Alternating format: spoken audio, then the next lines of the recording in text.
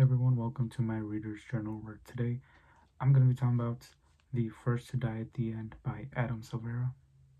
So this book is a prequel to They Both Die at the End, and essentially the story of this one is following the final day and the first day that Deathcast was released into the world. So it's following those first deckers, and that to me is what really drew me to this book.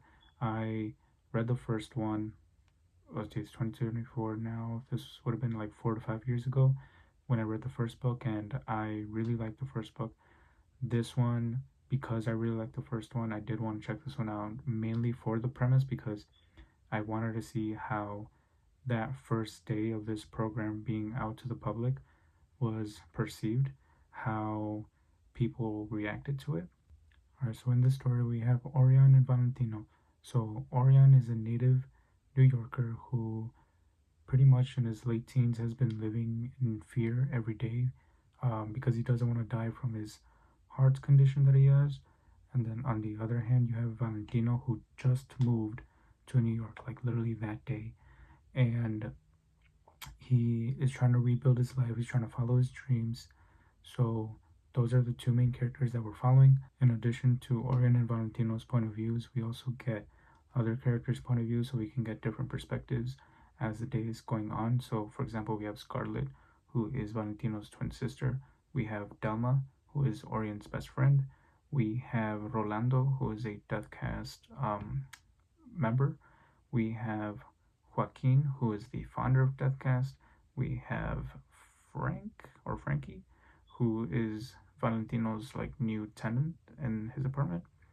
And we have Gloria, who is Frankie's wife. So one thing that I will say that Adam does really well in this book, but also in They Both Die at the End, is that he's able to take all these different perspectives, all these different characters, tell this grand story that really happens in one day, and he's able to put all these perspectives and points of views in as it's like the day progresses, and we're able to see those perspectives. We're able to gain that information as it's happening in real time and have it all make sense. Like at the end of the day, everything's gonna be important one way or another, and I really commend that of him because that can be really difficult to do. Like easily it could have been confusing or things could have been not important, but he makes it important to really showcase the different perspectives and have them really have a purpose.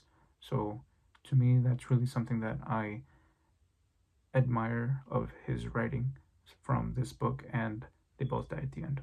All right, so what did I think about this book overall? I think that overall it was a good book.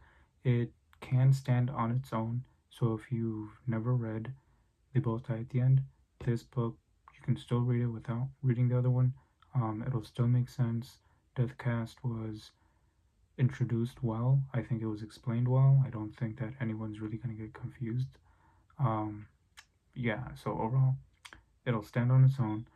I will say though, if you are someone who doesn't like fast romance, you're not really going to enjoy that aspect to the story. Um, because again, this story takes place within one day. And I know that, so my brain is like, why are they so like attached to each other? Even though they've spent all day together, like to me, it's still like, it's a thick book. But my brain is still like, it's one day. So that to me was not my favorite aspect.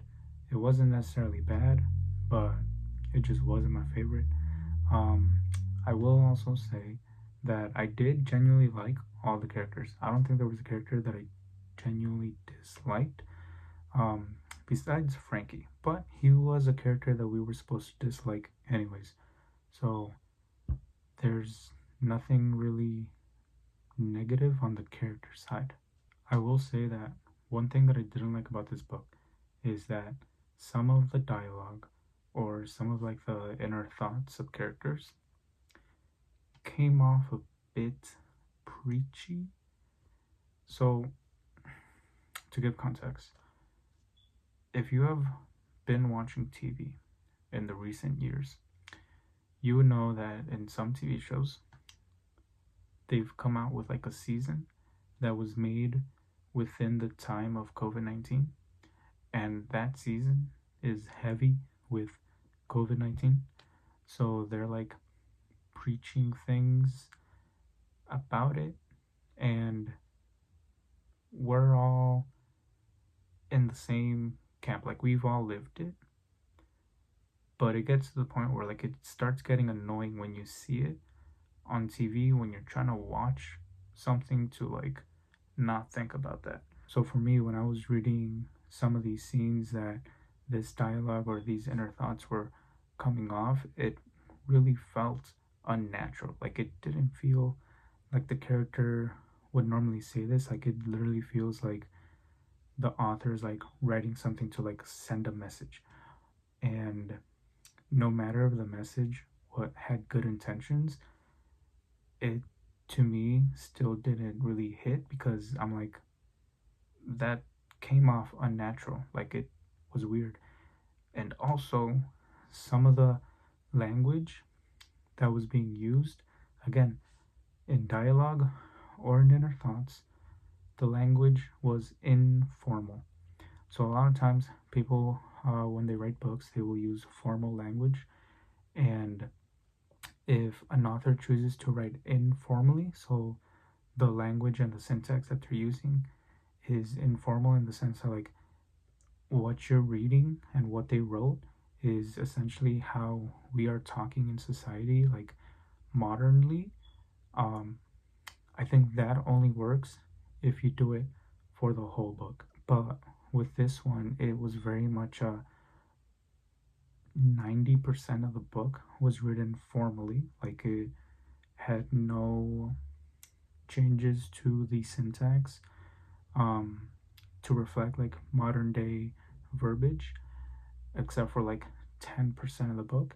And that really threw me off. Like when all of a sudden a character says something that you're like, wait, I wasn't expecting you to say that. Or their thoughts are doing something that you wouldn't expect the book to do.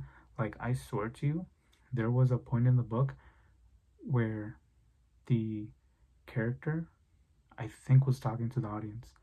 Like, if you've ever read a book from the website Wattpad, a lot of the books that are written there will have the characters like break the fourth wall and talk to the audience. I'm pretty sure that that happened right here. I read this book back in July. I'm recording in October, so I don't have the receipt. I don't have the page number or the passage, but I remember having that experience. I was like, "What did I just read?" Um, so that's something that I didn't like. I didn't like the dialogue and the inner thoughts. But that was again only like 10% of the time. Like the rest of the book was written well. Like it was just a normal book, but for whatever reason, at certain times, it just veered into like 2024 Gen X language, and I'm like, what? All right, so now that I'm on the topic of things that I didn't like, let me talk about some characters that showed up in this book that had no business being in this book. Like I said, for the most part, or actually, scratch that. I liked all the characters that were prevalent to the story, period. But why? And I ask, why did Adam feel the need to include Mateo and Rufus? If you haven't read The Both at the End, Mateo and Rufus are the teenagers that are the main protagonists in that book. In this book, they are like 8 years old, I want to say. Why are we including them? Like, why are we giving them a cameo? It felt weird to me. Like, this book should have been 100% standalone. like besides it happening in the same world. Like, you're gonna tell me that in this book, in this one day, Orion and Valentino cross paths with both Mateo and Rufus, who happen to be the main characters of the book that came before this? I don't think so. So the reason why I have a problem with this is because they don't serve a purpose for this story. Like, they are 10 years old, they have a point of view, like I think each one gets a point of view chapter that doesn't really do anything for their story in the future and doesn't do anything for the story now. Like, you can literally delete those parts and the book would be the same. So that's why I have a problem with it, because it's very fan service. Like, oh, you guys like these characters, let me like put these on here. And I'm like, no, why don't you focus on something else? Like, it does bother me that they were put there, especially because, and they both die at the end. It's supposed to be a story where you have these two characters who are meeting for the first time, and they're spending the day together. They become friends, and they fall in love. And what was really special about that connection is because they wouldn't have met each other if it weren't for their death day. But in this book, you have Mateo seeing Rufus on his bike at the park, and Mateo, in his point of view, like making an internal comment about seeing Rufus. And I'm like, you weren't supposed to meet him. Like, did they actually meet each other? No. Did they talk to each other? No. But why were they there? Why? These next two aspects that were included in the book, again, didn't really need to be included. So Valentino goes into this shop, I think looking for a camera, if I remember correctly, and he ends up buying a bike for the shop owner, and we find out that, so he buys the bike for the kid. Let me go back because I'm not explaining this well. Valentino buys a bike for the kid that is the son of the shop owner. We later find out that that kid was Rufus. Not a big deal. That's fine. Okay. But then we also find out that the person who is doing Orion's heart transplant, like heart surgery, is Rufus's mom. ¿Por qué? Again, why? I know it's hard to believe, but New York is a big place. It ain't small. This story could have done really well without the inclusion of Rufus or Mateo. Plain and simple. And like, I understand that some people won't be bothered by this. Some people actually think it's really cool that they were included. But for me, and again, my opinion, this book should have been 100% independent. It shouldn't have been connecting to the other characters from They Both Die at the End. And that's just what I think. Like, those characters shouldn't have been included. It should have been 100% independent. But there is also a difference between bringing back a character into this story and making them impactful. For example, we have, what was her name? Andrea, I want to say. Hold on, let me check my notes. Yeah, we have Andrea, who was a Death Cast employee in the first book. And in this book, we actually see her starting that job from day one. And we can see how she is with, like, how her character is with both stories. And we're able to see, oh, she was very much like this in this prequel compared to how she was acting in that first book. So that to me is really good. Um, it's a really good way to include a character from both, uh, that could be in both stories. Same with Delma. You literally have you were introduced to Delma, and they both die at the end, and we know that she is the creator of the, what is it, the Best Friends app. I'm already forgetting the name. Um, but that app that they use, and I'm be honest, I didn't recognize the name when I was reading this book. Um, so once like the character was talking about creating an app and like wanting to be an app developer, I was like, wait, what if she makes that app that they used in the first book? So that to me is a good way to like include a character from that book into this one, but not the kids that are 10 years old. Like, why are they there when they're just 10 years old? But again, that's just my opinion. Some people may like it. If you liked it, good for you, and I'm happy that you liked it. To me, it just didn't serve a purpose. Alright, but enough about that. It's time to actually talk about the main characters of this book. So, first, we're gonna go with Orion.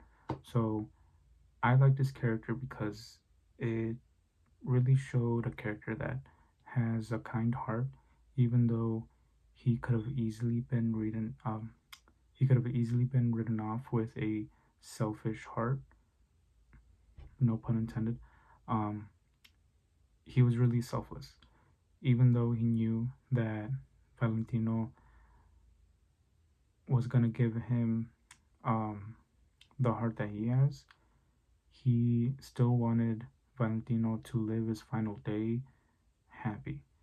He knew from his past experiences, Orion has been living every day with the fear of death. He knows what that feels like. And for the first time in years, he could live his day without worrying about dying because he didn't get the call. So he knows he's not going to die. So he's finally able to breathe. He's finally able to live life how he wants to. And on the flip side, he also wants to make sure that Valentino isn't living that same lifestyle for his final day the way that Orion was doing for the past couple of years. Like he knows that Valentino shouldn't be closed off on this day. So he makes it his mission to make sure that Valentino is having a good day. And again, Orion doesn't, I mean, he cares, but like at the end of the day, if he doesn't get the heart transplant, like that's not his priority. His priority was making sure that Valentino was able to really have a good day. And that's why I like his character because he could have had this selfish motivation. He could have had this really, how about it, antagonistic sense about him. But he didn't have that. He was really selfless and he was caring and he really wanted the best for someone he just met. So, on the other hand, we have Valentino, who really has the tragic story in this book. He was ready for a new life. He came to New York to really rebuild his life, to follow his dream, and really get his modeling career up and going. And that was taken from him. Um, and what really upset me was that the one person that he has been able to count on his whole life, the one person who has been there for him, was his twin sister Scarlett.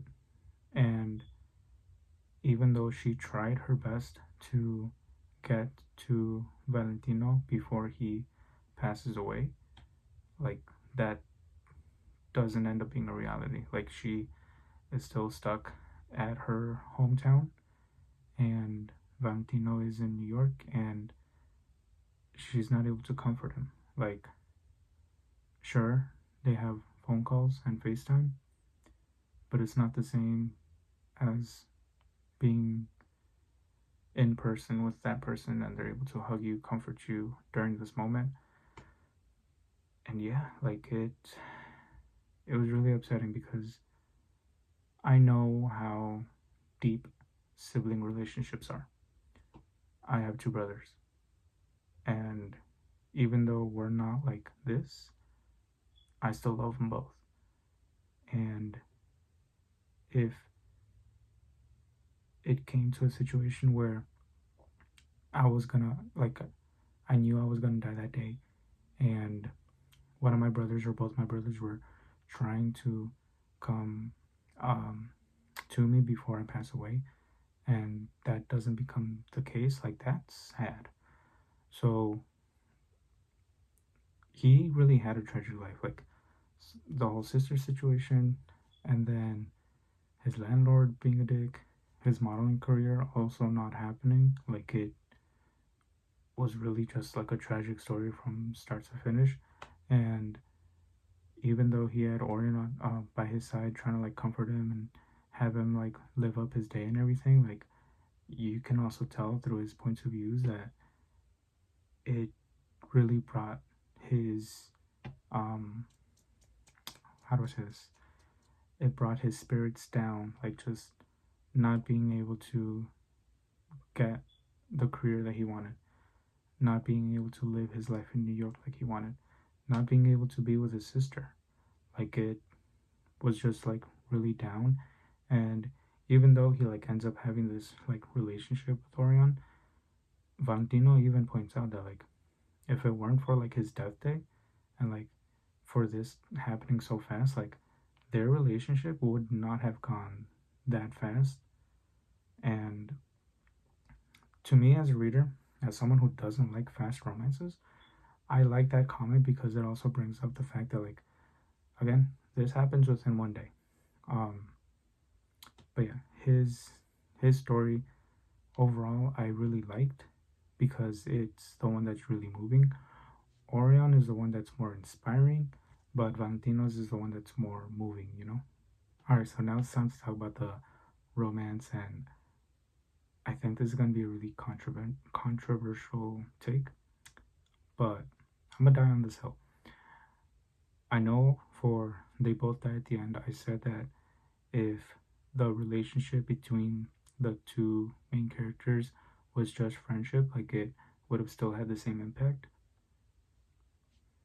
For this book, I 100% believe that it should have just been friendship. The biggest point that I can make is literally the app that Dama makes. She makes this app called the Last Friend app. That's what it's called, not the Best Friends, the Last Friend.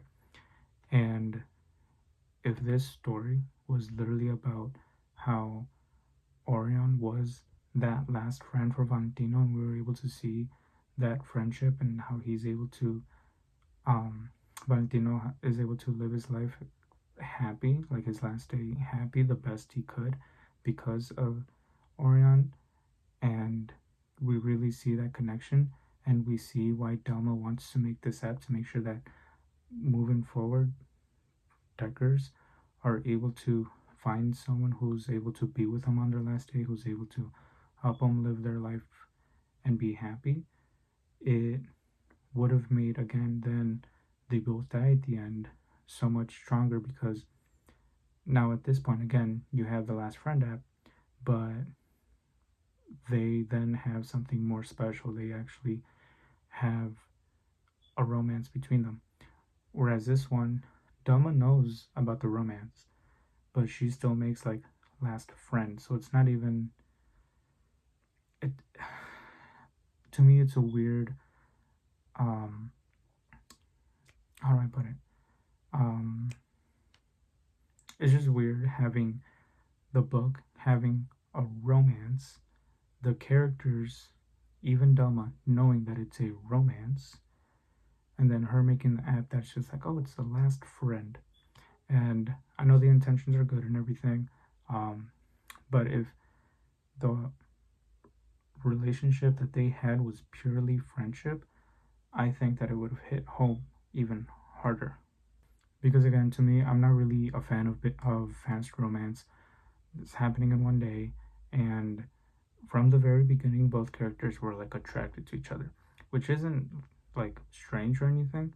Um, but just the fact that like from the very beginning they're both attracted to each other, and then as the book progresses they just have that relationship. It, to me, again, it's weird because in my head like it's like it's one day. I don't know, I just wish I will stand on the hill. This one 100% should have just been friendship.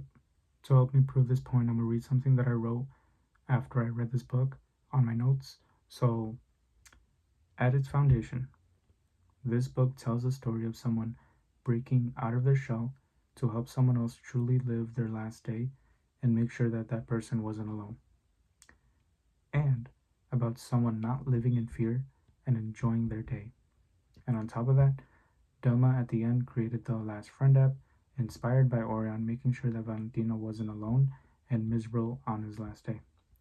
Now, I understand that this was meant to be a romance novel, and the romance is supposed to be at the forefront, especially after the success of that first book. But I don't think that it needed it, and by it being a romance book, it's mirroring the first book. So, what I meant from that was this book, like I mentioned before, can stand on its own. But there's a lot of aspects that really mirror that first book. And I think that if Adam was gonna change something at its core, it should have been that this book would have been friendship based and let they both at the end be the one that has that romance aspect to it. Alright, so now I'm gonna go over 3 of my most favorite scenes of this book. The first one being right away we have the shooting at, what was it, Times Square.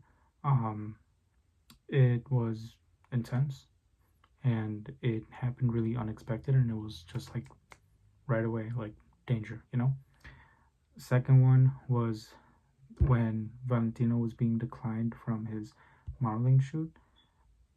I think that was a really cool aspect because it's so much different than what would have happened in that first book. Like years on, we know that the world really modifies, well, makes the accommodations for deckers, you know, like they have the basically like a make-a-wish for deckers and everything. They are giving them free food, free stuff and everything. And like in this book they're like, no. So I think that that was a really cool like contrast to it. um and then the final one was when Valentino was dying, like when he got pushed down the stairs and everything, um or shot down the stairs, I don't remember what it was, but he, when he was going down the stairs and his head was hitting the steps and he was getting the flashbacks every time his head hit the steps, I thought that was really cool. I thought it was pretty well written because it was happening really fast and like it had the emotions behind it with the flashbacks and everything. So yeah, those were my top 3 favorite scenes from the book. Alright, so now I gotta give my ranking on the book. For me, this book was a 4 out of 5. So overall, it is a good book. It tells a good story.